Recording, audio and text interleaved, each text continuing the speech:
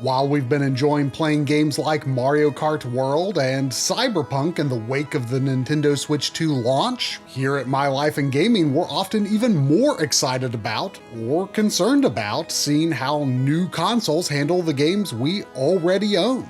Beyond just backwards compatibility, if you're a classic gamer at heart and you just love older styles of games, is the Switch 2 poised to satisfy? So we decided to make this video to answer a bunch of questions that we and our supporter community on Discord were wondering about. So here we go. These are our old school gamer takes on the state of the Nintendo Switch 2 at launch.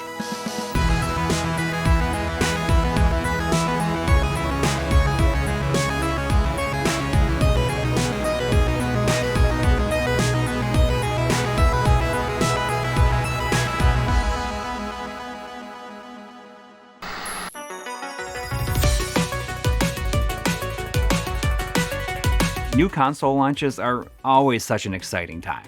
I love thinking about what sort of games we'll see that will make use of the new hardware, or how will new controllers or accessories change the way we play already established franchises. The Nintendo Switch 2's June 2025 launch posed a ton of interesting questions, most of which were not answered until the hardware was actually in people's hands. Booting up the Switch 2 for the first time, I personally opted not to do a system transfer and instead just add my account to the Switch 2 and download my games one by one. If you had multiple Switch 1 consoles, one would be designated as your primary system, while the others would be secondary or, I guess, non-primary. The main difference between these designations is that the primary system would need to check in with Nintendo servers to play any of your digital games. Other systems with your account loaded onto it would need to call home to make sure it's okay to play the digital game in question. To check which system is your primary console, simply go to the eShop and then check your account from there. With a recent firmware update, Nintendo introduced the concept of virtual game cards, which changes things up and not necessarily for the better, depending on how many Switch consoles you have. Virtual game cards treat every digital game as if it were a physical cartridge, and whatever system it's loaded on will be able to play that specific game while not being connected to the internet. This seems like a great option, until you realize that you can only pair two systems, and anything beyond that will need to call home no matter what. If you've got more than two consoles, make sure you go to your system settings, user settings, select your profile, and enable online license settings to ensure that non-linked systems with your account loaded on it can play your digital games. They'll have to call home no matter what, but it is what it is. The virtual game card menu will show all of your digital games. As long as you have two linked consoles that are connected to the internet, you'll be able to load the card on either system by swapping it back and forth. Once loaded on a system, it'll begin downloading the data if you don't already have it. If you just want to load a game's data onto a system so that you have it for the future, choose the virtual game card, select options, and then download data. Oh, and word to the wise, if you want to load multiple virtual game cards on a system, use the quick load option, which will save you a ton of time by allowing you to load up to 30 virtual game cards on a system at once. That is much less excruciating than watching that card animation over and over and over. So for now, the two system link limit is a bit annoying, especially since I prefer to use my Switch 1 Lite for travel. Hopefully, they increase this number in the future whenever the inevitable Switch 2 Lite hits. But for now, it's sure to be a headache for families that have several Switch 1s and Switch 2s floating around. In terms of preserving your progress in games from your previous Switch system, I can't say enough good things about the cloud save functionality that's tied to Nintendo's online service. Well, outside of the fact that it costs money in the first place, but it is super fast and reliable. You need to download your save data one by one via the data management settings in the system settings menu. Unfortunately, right now there's no download all function, but at least you can just queue up all the save files quickly without needing to wait for each one to download. Do keep in mind that some games don't support cloud saves at all, but these are few and far between. The Pokemon games immediately come to mind, along with Animal Crossing New Horizons. That probably has more to do with cheating than anything else. Okay, so yeah, the most exciting prospect for us was how this new console was going to handle backwards compatibility. but it was also the biggest question mark leading up to release. We knew that some games would get free upgrade patches while others would get paid upgrades. But what we didn't know is how it would affect the hundreds or perhaps thousands of other games that didn't fit into either category.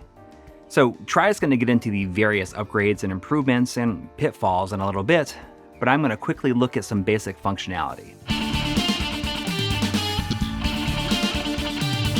Switch 2 consoles sold at launch must be patched to enable backwards compatibility.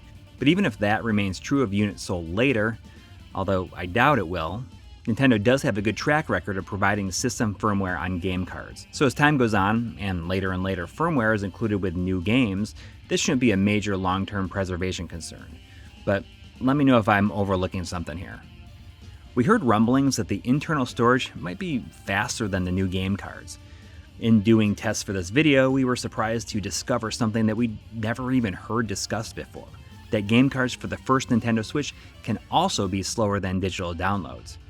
Results may vary, and we admittedly don't have a ton of options for testing both digital and physical versions, but in some cases, a digital install on the Switch 2 might boot twice as fast as the internal storage on its predecessor, while game cards boot the slowest on either machine, although the wait seems to be similar between Switch and Switch 2 for physical copies.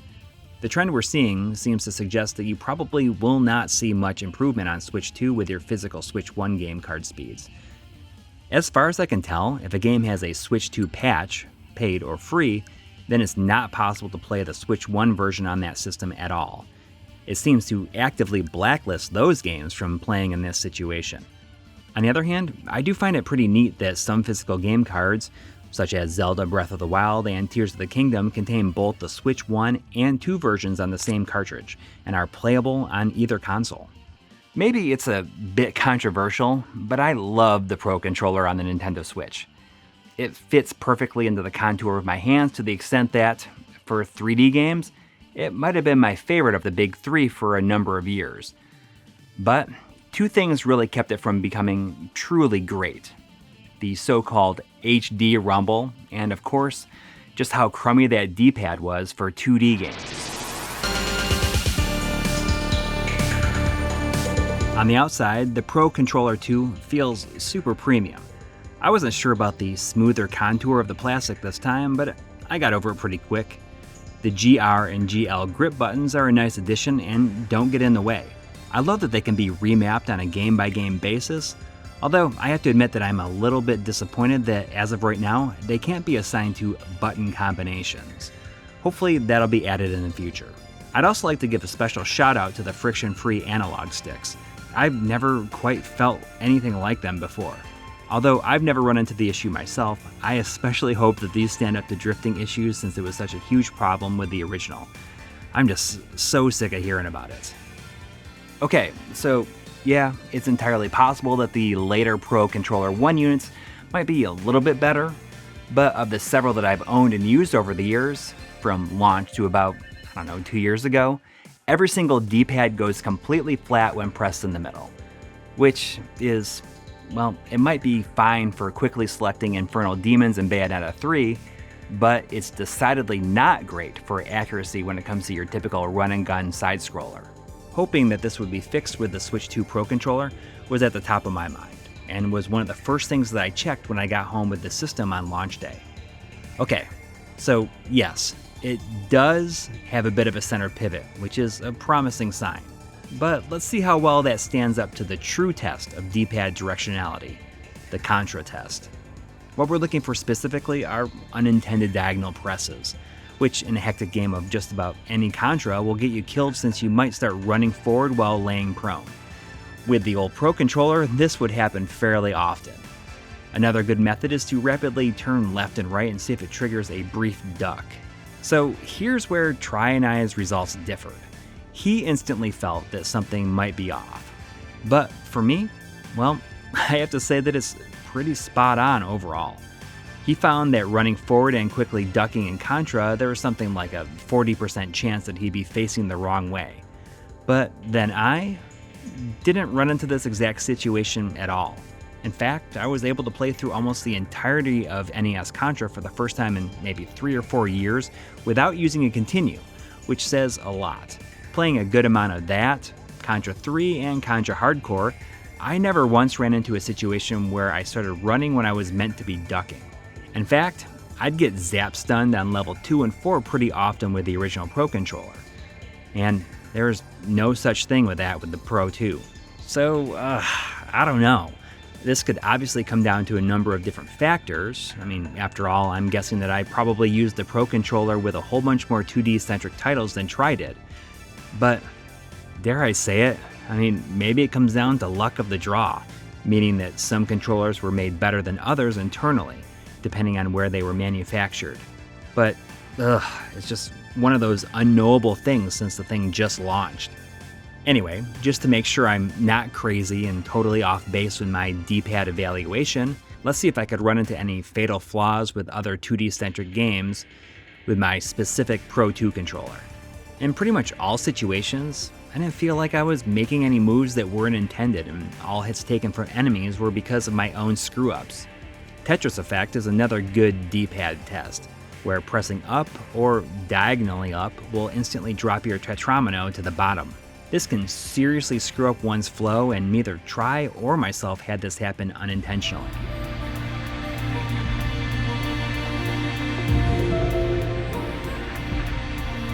I also usually like to put my D-pad through its paces by testing it with a fighting game.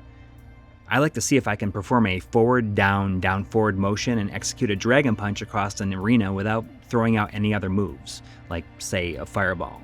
I don't have any versions of Street Fighter on the Switch, so King of Fighters 13 will have to suffice.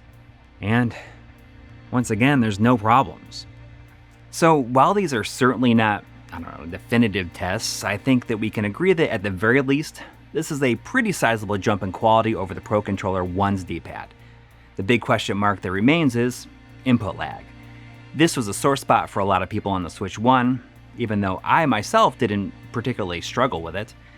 It feels good here to me, but I don't have any methodology for figuring out hard numbers.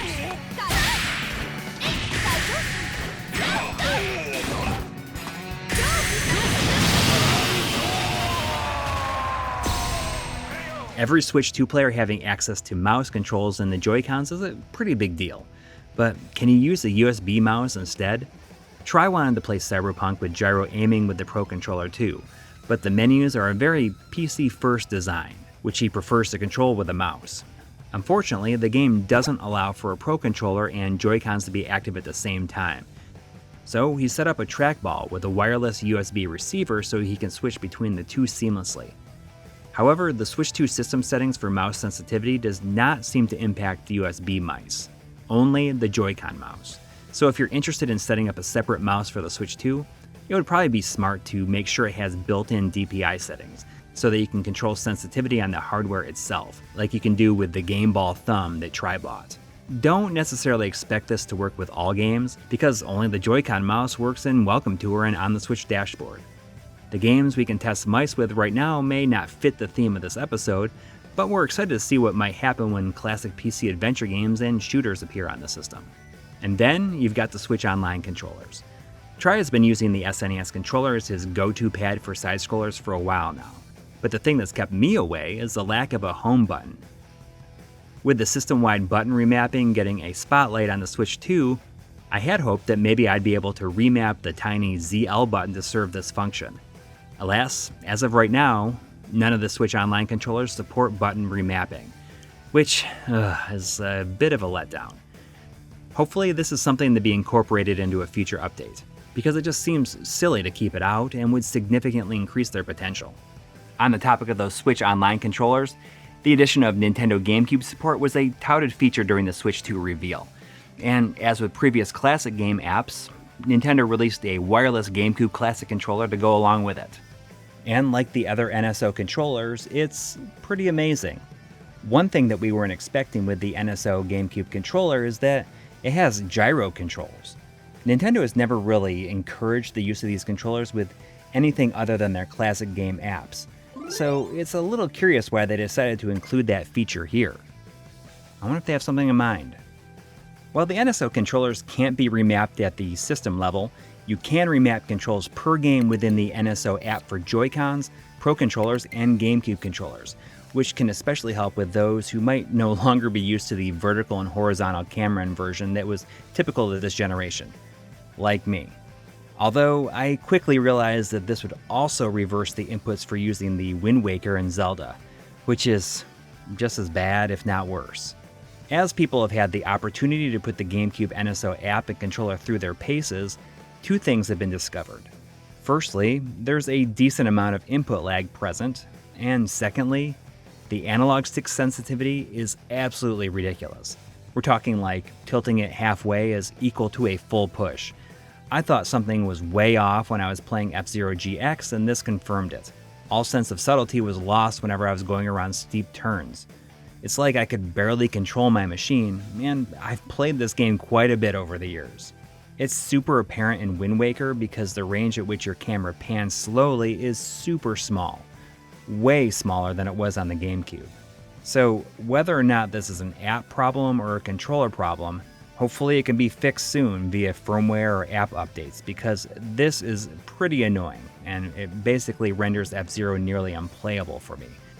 I mean, come on, I should not be getting 27th place on novice difficulty. This is stupid. While there's still some issues with the GameCube app as of right now, it's still pretty surreal to be playing these types of games on a handheld, you know? If a game supports widescreen, which both Soul Calibur 2 and F-Zero GX both do, make sure you enable that in their options to get rid of that ugly forced border and fill up the entire screen. It's gorgeous. Now it's Try's turn to take a deeper look at the video stuff. Nothing that Nintendo could ever do on Switch 2 was likely to compete with all of the passion behind community-driven GameCube emulation from the past 2 decades. And it's not likely to move the needle for me either, since I prefer playing GameCube games on original hardware paired with a 4K upscaler. So while I think that what's here is a decent starting point, I must emphasize that we aren't the right people to speak to all of the little under-the-hood things that aren't up to the community's emulation standards. The high-res polygon rendering, or well, high-ish res, is certainly novel to people like me who aren't used to seeing GameCube games this way. But personally, I tend to prefer how 2D and polygon elements mesh better at the original resolution. A more cohesive appearance can be achieved with the CRT filter, but while I am impressed it has proper CRT RGB elements, especially considering this app doesn't take advantage of 4K output, it is a bit strange, to me at least. The scan lines are rather thick, and while detail doesn't seem to be lost, they don't quite line up the same way they would if you were using 480p from a GameCube, though it is less aliased. It's not quite how I'd prefer it to be, but I overall prefer it to no filter, and it certainly looks good in its own way. I imagine anything higher fidelity wouldn't work so well on the 1080p console screen. The N64 app has a couple of features exclusive to Switch 2. A CRT filter, which again is not amazing but is enjoyable, and it now has Rewind, which the other classic game apps also have on Switch and Switch 2. GameCube, however, does not support Rewind, but it does have save states. As far as I can tell, the NES, SNES, Game Boy, GBA, N64, and Genesis apps operate in the same resolution as they do on the original Switch. So other than it looking a bit smoother when launching N64 games, and also anti-aliasing and potential frame rate gains in N64 games, don't expect many Switch 2 benefits here. In fact, there's pretty crazy audio lag in the N64 app. It's very noticeable, and it's no better on Switch 2.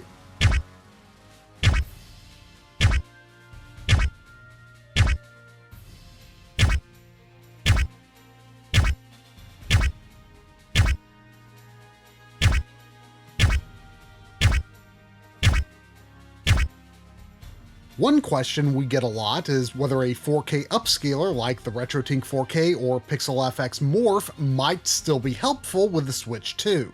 While new Switch 2 games are expected to have better image quality than Switch 1 games, you'll find upscalers to be useful for similar situations as you found on Switch 1.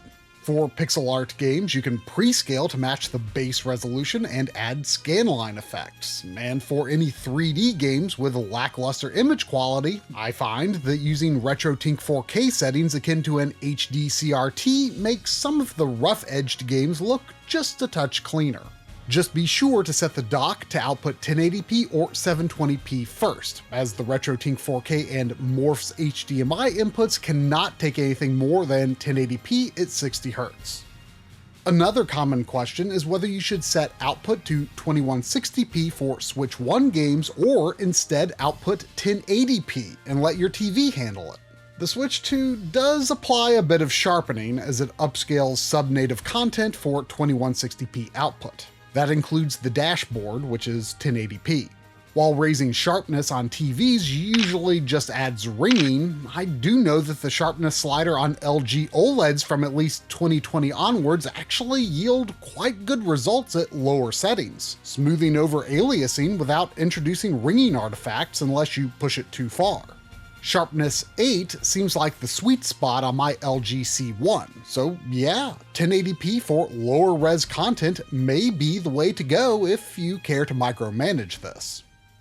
Thank goodness, Nintendo Switch 2 backwards compatibility does exactly what we'd all hoped for, allowing existing games to tap into its additional resources to hit frame rate targets more consistently and achieve higher marks in games with dynamic resolution.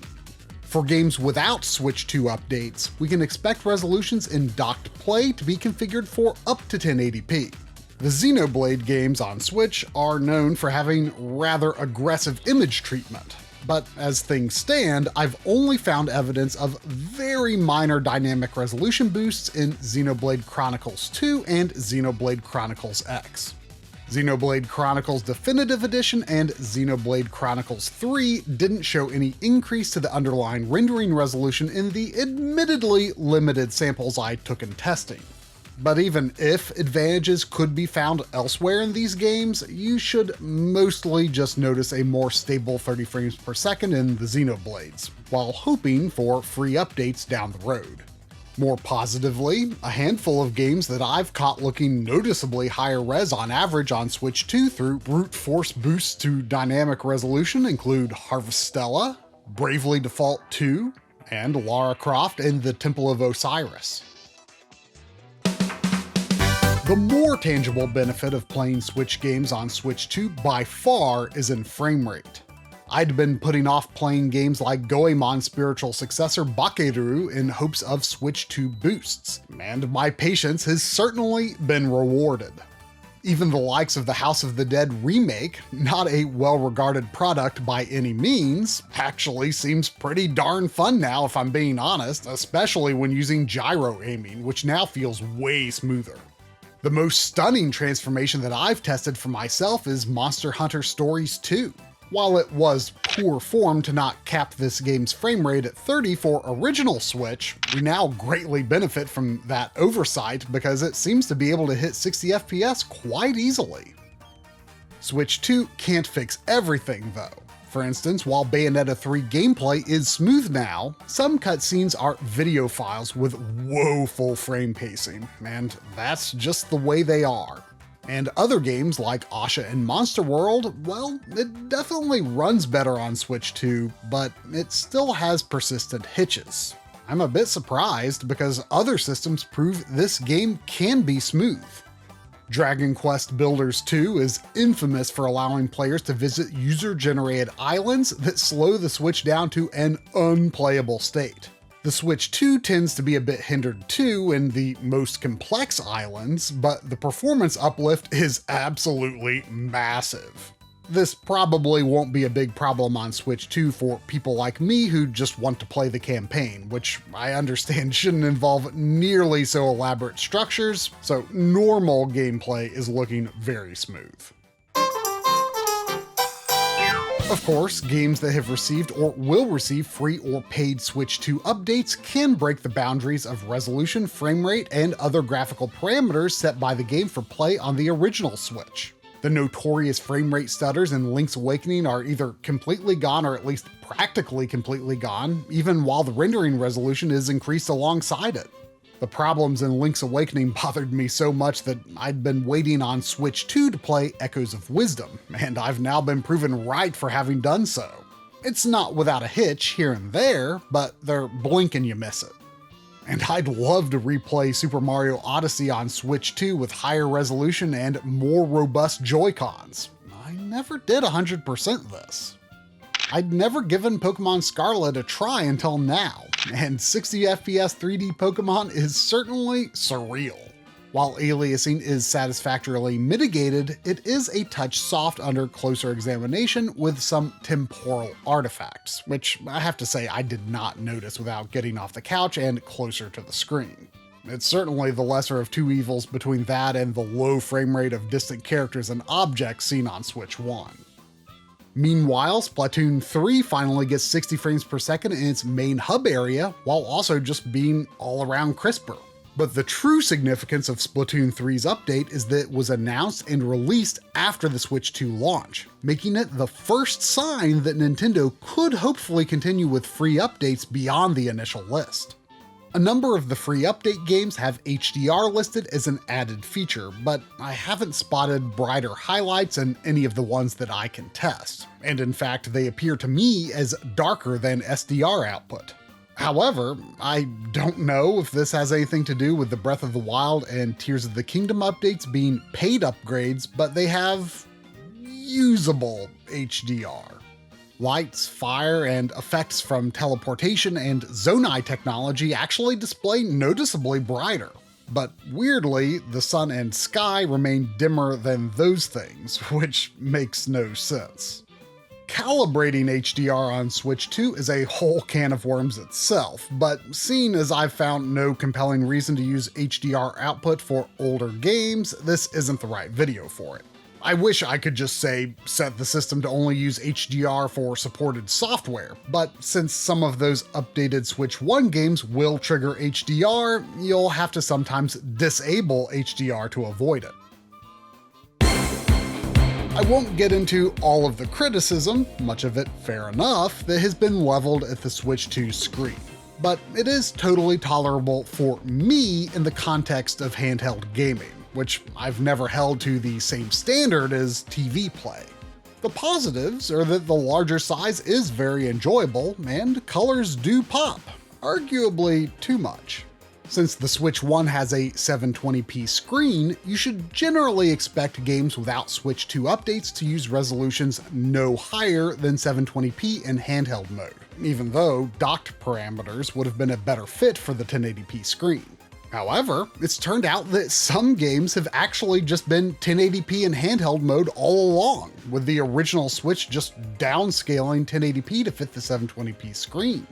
Hyrule Warriors Definitive Edition is the most high-profile example. Having only played the Wii U version previously, I was completely taken aback by seeing such crisp, clean graphics with what seems to be quite smooth 60 FPS gameplay on Switch 2, even in handheld mode. As an example of this on the more squarely retro side, the pixel art in Teenage Mutant Ninja Turtles Shredder's Revenge is designed for integer scaling to 1080p, not 720p. And as a result, it was always a bit uneven on the Switch 1 screen, although it's not particularly noticeable. Nonetheless, I was surprised and delighted to see that Shredder's Revenge just displays razor-sharp, crisp pixels on the Switch 2's 1080p screen. Axiom Verge is another game with a base resolution of 270p that behaves this same way. Hard-edged, evenly scaled 4x pixels on the 1080p screen. However, the other backwards compatible pixel art games that I've tried do conform to 720p output, and as such, use a bit of sharp interpolation in sizing them up to 1080p. Here's the thing though, as long as the pixel art already had good scaling on the Switch, I generally can't tell on Switch 2 until I look through the macro lens whether the game is 720p or 1080p. The pixel edges seem razor sharp to me either way. Even when using the pixel perfect mode in the NSO classic game apps, which creates an inaccurate aspect ratio, but it's just for demonstration purposes here, even here you can see that interpolated scaling is used to bring 720p up to 1080p. I just do not perceive sharpness loss caused by upscaling in these examples. The only issue in scaling 720p to 1080p that I've noticed by eye is a bit of ringing, bright edges, along black outlines next to flat solid colors, which I usually can only spot in 8-bit styled games, and even then just barely. The biggest caveat here though is that the Switch 2's LCD pixel response is not great, especially if you're used to OLED or CRTs. It's not something that catches my attention often in the system's marquee titles that emphasize Z-axis motion, but in more retro styles of games, there's more X and Y-axis motion, which is more prone to smearing and will drive some people absolutely nuts, while most won't even think about it. So if that's you, and you're in the mood for handheld retro games, you might want to consider bringing your Switch OLED along instead. The battery will last longer anyway. I guess the glass half full perspective here might be that a lot of people think 30 FPS games look too framey on OLEDs, whereas they can totally tolerate them when there's a bit of blur from motion blur or the display. Taking a look at 3D backwards compatible games in handheld mode, games with dynamic resolution scaling may resolve more detail on average on Switch 2, but you should still generally expect something no higher than 720p. And if the developer just happened to do something really nasty with the configuration, like the sharpening effect that really ruins handheld mode for Xenoblade Chronicles Definitive Edition and Xenoblade Chronicles 2, well, the Switch 2 is still gonna look super gnarly.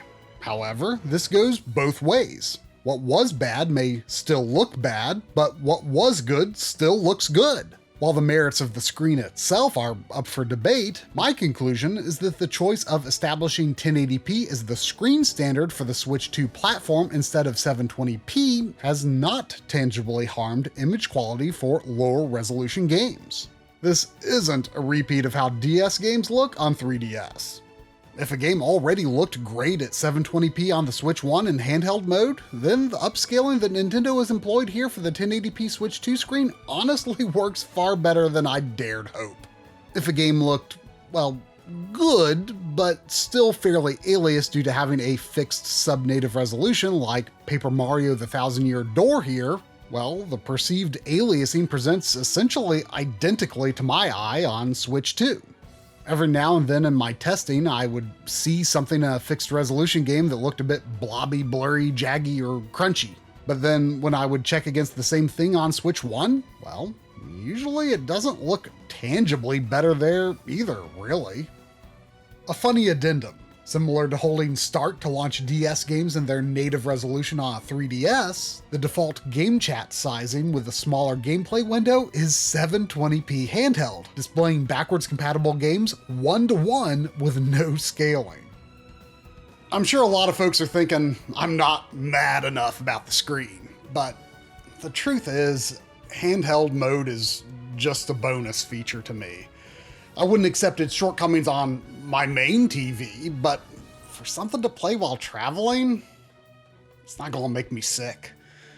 And I'm actually reminded of how when I had my HD CRT, the warped geometry of the flat tube bothered me so much in side-scrolling games that I trained my eye to not focus on the parts of the screen that made it so apparent. And maybe I'm subconsciously doing the same thing here. I mean, y'all know that I've got my picture quality pet peeves, but what can I say? This one's ranking lower for me. It's not like I love it. It should be better. And if handheld play is essential to your gaming habits, then I absolutely sympathize if the launch model isn't doing it for you.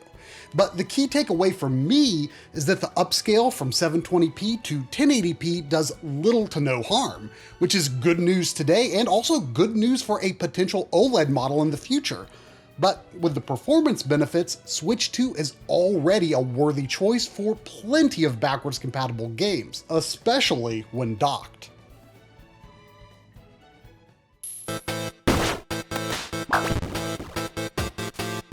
All right.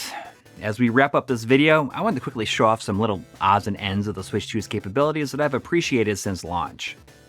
The rumble in both the Joy-Con 2 and Pro Controller 2 are a giant improvement across the board. The original HD Switch rumble was so loud that I ended up turning it off at a system level. because it was just that distracting. With both the Pro Controller 2 and Joy-Con 2, it's more subtle without losing any real strength. One of the most un-Nintendo-like aspects of the Switch 2 is that they seem completely unconcerned by the prospect of players loading up games that might have serious backwards compatibility issues. I expected some sort of blacklist because surely they wouldn't want anyone to have a poor user experience. But Nintendo seems to be wiping out the most egregious issues pretty quickly since launch. Only this weird one and Radical Dreamers in the Chrono Cross remaster remains, alongside of an issue where Harvestella won't boot when docked, but can be booted handheld and then docked. As I was testing out various NSO controllers, it occurred to me that the NES pads require rails to charge. I wonder if we're just going to see new versions of these with just general USB-Cs on the tops for charging. And hopefully a home button. Since the classic game apps just include all available games, one concern that people have had is just how much storage the GameCube app is going to eat up over time. With just the 3 games that are currently available, it's over 5 gigs already. I had no interest in getting the Switch 2 camera, but when I saw that I could get a USB to HDMI adapter and then use my DSLR camera with it, sure, okay, that just seems too over the top not to take advantage of. It does work, and the quality is pretty great. Oh, and you can plug the camera into the dock USB port, much better than having it stick out of the top of the system itself. I found myself really impressed with the sound quality of the game chat feature. The voice isolation is so good that I initially thought that there was a microphone on the Pro Controller. But nope, this is from the system mic several feet away from me. I mean, I'm so focused on, you know, what I'm working on, like my brain isn't even there right now. Thanks to a social media post, I now know that you can use the system's kickstand to hold the system upright vertically. Perfect for playing some Tate games on the go. GameShare seems alright thus far, but I was shocked to see that you could play Clubhouse games via GameShare with Game Chat. Sure, it's not possible with all 51 included games, but more than half of them are available to play. It's just the ones that require single button presses, and there is a little bit of lag for the other person. But this is a really neat idea, and a great option for people who have this game and want to share it with others. Uh-oh! And with that, I think we might just be done here. At least for now.